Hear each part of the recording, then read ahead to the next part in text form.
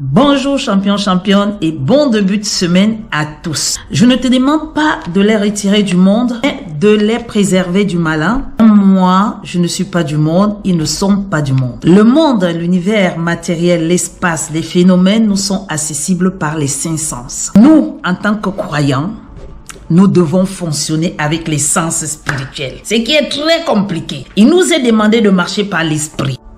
Donc, sachant que nous percevons le monde physique par les cinq sens, la vue, l'odorat, l'ouïe, le goût et le toucher. Sachant que nous sommes des esprits dans le corps, dans un corps, et qui possédons une âme, qui est le siège des émotions.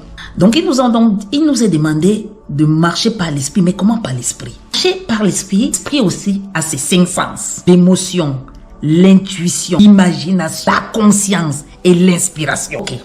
La foi maintenant, elle se situe dans la conscience. Donc, il est dit que c'est par la foi que nous reconnaissons que le monde a été formé par la parole de Dieu, de sorte que ce qu'on voit n'a pas été fait de choses visibles. Tout ça, c'est immatériel. La foi est dans la conscience. On est bien d'accord? Maintenant, la foi est fondée sur la croyance. Voici donc le début, voici donc une semaine que le Créateur a décrété que c'est une semaine de gloire et d'honneur. Il dit que voici le jour que j'ai fait.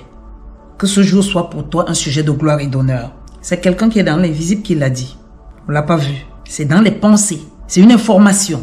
C'est avec la conscience qu'on accepte que Dieu existe. Non.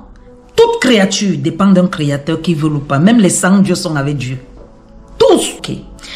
En cette semaine, nous nous édifions. Nous tous, il n'y a pas de super-héros.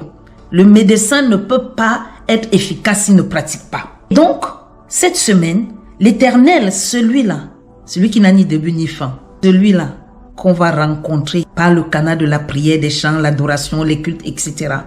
Celui qu'on ne voit pas. C'est lui qui nous dit, il est l'Éternel notre Dieu. Il dit que c'est lui qui nous donne les forces pour acquérir les richesses. Parce qu'il ne faut pas se mentir. Du matin au soir, nos prières, nos chants, nous aspirons au contrat, à la prospérité, à la productivité, au mariage. Nous aspirons aux choses qu'il a mis à notre disposition. Ok. Lui dit donc maintenant que c'est par sa force que nous acquérons toutes les richesses. Sauf que toi et moi, on pense que c'est pas les contrats. C'est pas le travail.